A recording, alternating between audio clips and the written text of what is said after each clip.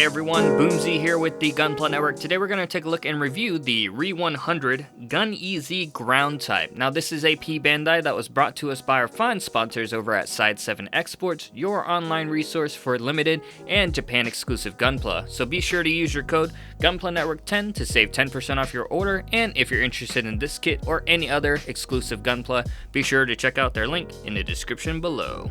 Now I will mention that it is a RE100 from Victory Gundam, which has some smaller suits. This thing only stands about 14 centimeters or 5.5 inches roughly, so it's not very big compared to your standard size master grades. Speaking of, let's go ahead and go into the size comparison. Here it is next to the master grade, the high grade, and the SD cross silhouette.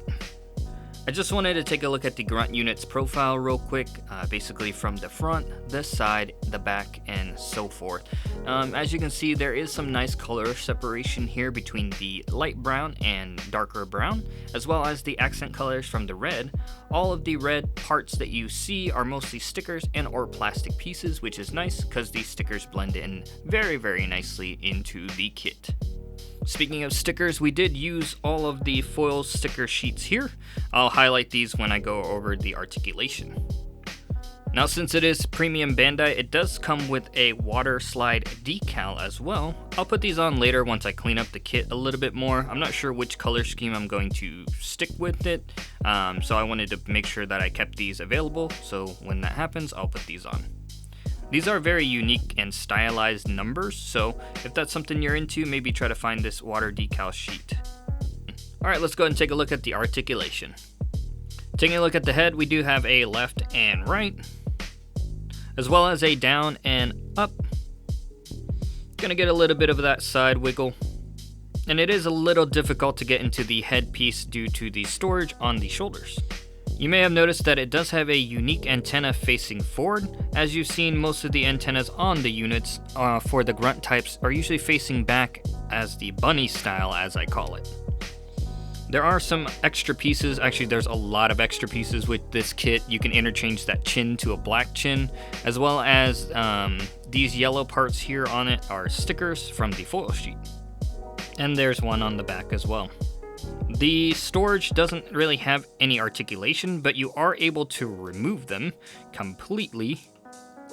And you're gonna get two parts like this. I didn't really clean these up, so they kind of look awful, but I just wanted to show you what that would look like once we put them on.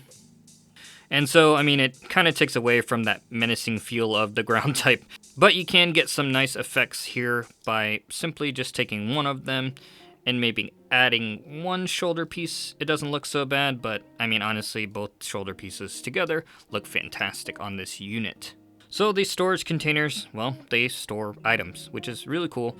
In here, you're gonna have a beam saber, which you can remove. It's a little difficult to grab, but overall, you can store it inside. And on the other side, you're just gonna have some standard missiles. These can't go anywhere other than in here. Maybe with some red painting or yellow painting would look pretty cool. Moving on to the torso, we do have a little bit of left and right, and you can get a full rotation, as well as a nice side to side. Ab crunch is there, but it's fairly limited. As you can see, it does go back a little bit and a little bit forward. Taking a look at the arm, we got the shoulder rotation, full rotation there, as well as the extension out.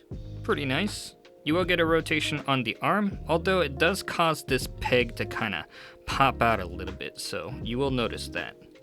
The bend at the elbow, pretty standard. You are going to be able to spin this armor around on the wrist, but it kind of gets blocked. Wrist articulation, pretty standard for that ball joint, and you will get some rotation out of that. So unfortunately, the Gun-EZ only comes with these open fist. I'm not sure why, but it seems to be the standard with the RE100 line. Taking a look at the back of the unit, not much going on there.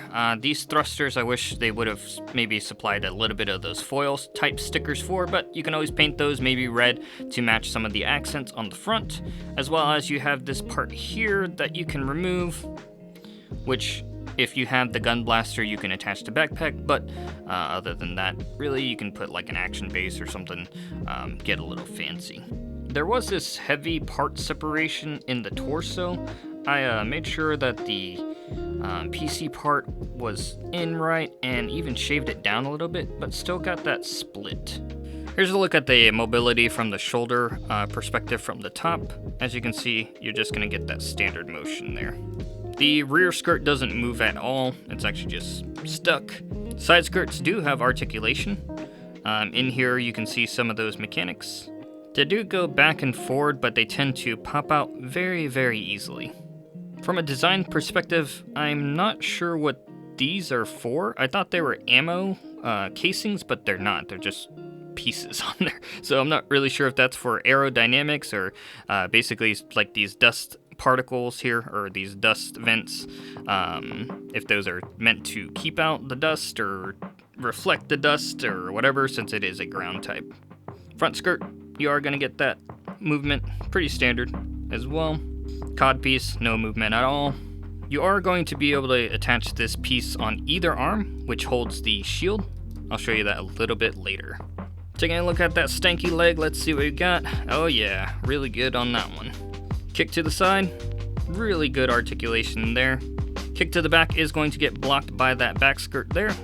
Now to get a full kick up to the front, you are going to have to lift up this front skirt, and you can go ahead and get a nice kick forward like that. Bend at the knee, pretty much your standard articulation there. Foot articulation, and here's that from the side. And you are going to be able to spin that all the way around. Something that is a little difficult to see is it does have that individual peg style gimmick there for the legs. Now this kit did come with a ton of leftover parts and runners. Some of them you can't even use for this particular kit, and some of them were rather strange. So other than some color comparisons, which you do want to be careful when you're building this kit itself, the manual does tell you whether or not it's a light brown or dark brown, so be sure to pay attention to that, or you're going to end up with like a entirely mismatched colored unit. You can mix and match whatever way you want, but if you're going for the manual accurate, or it's normal accurate colors, you want to go ahead and follow that manual.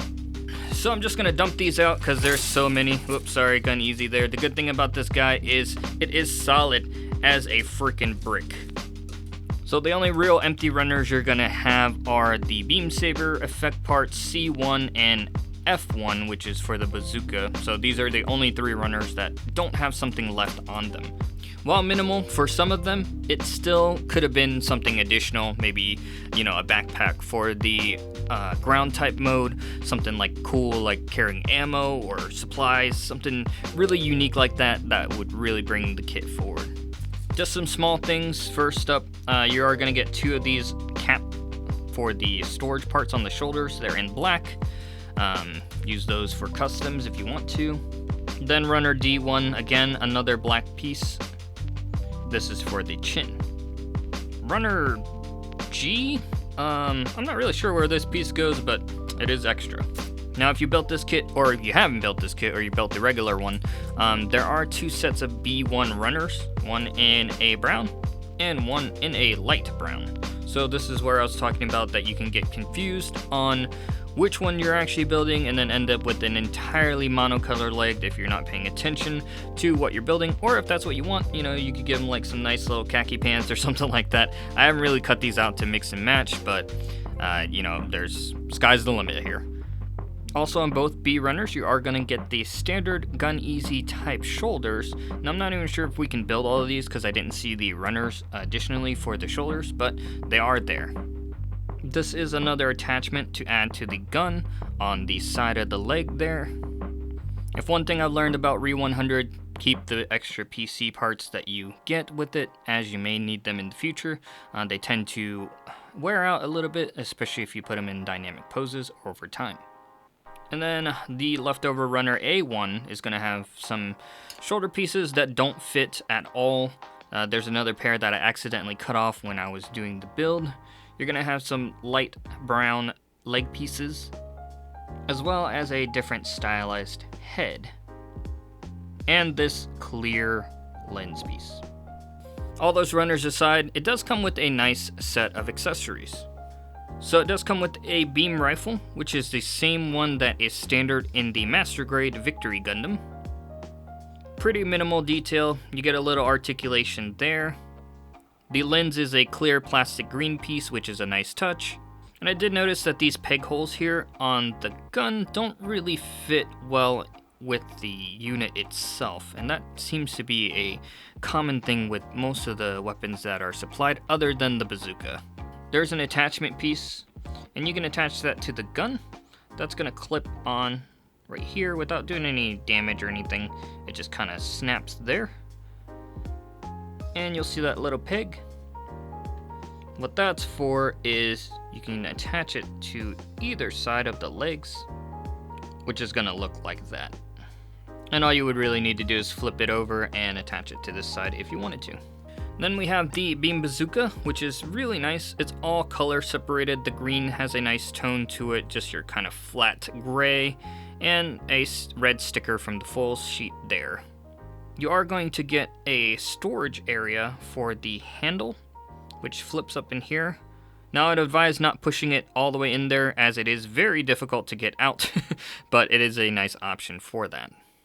There's also an attachment for the bazooka, and you can clip it on. And there's a peg right here that you can attach to that as well.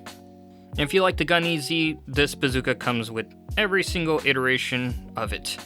There's these extra peg holders, but they don't fit anywhere on the unit itself. It only has one that actually fits, which is this one.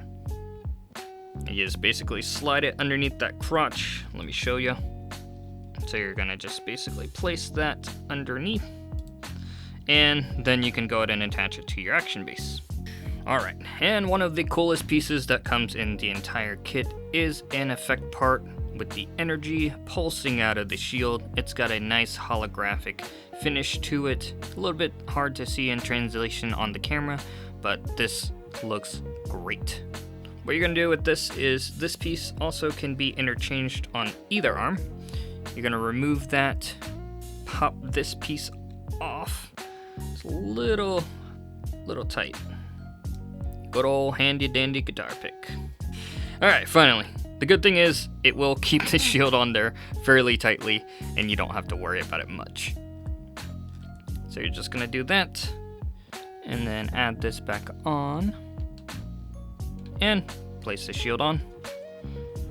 Looks great. Now you're gonna have some funky articulation when you have the shield on, basically smacking himself in the head there, as well as you're not gonna get like full rotation or anything out of it, so don't expect that, but you can get some cool poses as it is hidden behind the shield, so it doesn't really matter how you put the arm. You can pretty much just get that nice look there, maybe like a shoulder rush or something. Last but not least, we do have the beam fan and beam effect parts. This is the beam fan. It is cool looking, but it looks rather strange on the unit itself. Let me go ahead and borrow the beam saber from the storage here. And like normal, you're just gonna put that in, and it looks okay. It doesn't hold it well at all, so some odd reason the pegs inside here just do not fit well inside of this kit itself. Alright, so as cool as it looks, the beam saber itself is going to be fairly loose. I mean, obviously you're not going to be moving the unit that much, but it makes it a little lackluster in the department of being able to have this effect part. And you do get two standard beam effect parts, but there's only one beam saber, so that was a little confusing to me, but it fits right in. This one's a little bit better if you put it in there since it is lighter and less oblong. Alright, so this was the kit straight out of the box. We only used the foil stickers provided. There's no panel lining or anything like that, but overall it's pretty nice. I would say that the kit falls somewhere in between a high grade and a master grade as far as its quality. It's neither of them, but maybe a blend of the two to kind of get a overall nice look in your collection. As I mentioned before, it is a smaller RE100. There are a few minor letdowns. The weapons not pegging well into the hands, the lack of expressive hands, usually common with the RE100s, and the plastic seemed to stress easily, and it took some fine sanding to really tune it out on that dark brown as well as the light brown. The additional parts added for the ground type were minor, but gave it its uniqueness to its counterparts. The color separation is great, and having extra pieces to mix and match really isn't a bad thing, even though there are a lot of leftover runners. Articulation is what you would expect, nothing too out of the ordinary. The peg gimmick for the legs is a nice addition, opposed to those PC parts which may wear out in the future. As most of you know, if you've been around for a while, you know that I love kits that can carry their entire arsenal, and the Gun-EZ can do it without any real hassle, and it didn't look cluttered like some of the other units that claim that they can carry them but then end up being too back heavy or something like that. So overall, I would say that this is a buy in my book. I may pick up the Gun Blaster or the regular Gun-EZ in the future, if that would be something that you would like to see. I know that Mystic, which is one of our newest team members on the Gunpla network, welcome Mystic. I know she has the regular Gun-EZ, so if that's a review that you would like to see her do in the future, let us know in the comments below. So again, a big thank you for all of you lovelies watching today. Be sure to like, comment, subscribe, and hit that notification bell so you don't miss any videos in the future. Do all those YouTube things, and don't forget to check out our sponsors over at Side 7 Exports in the link in the description below. This is Boomsie with the Gunpla Network. I'll see you in the next one, and don't forget to keep building. And for those of you who ask me why I always have a guitar pick, well,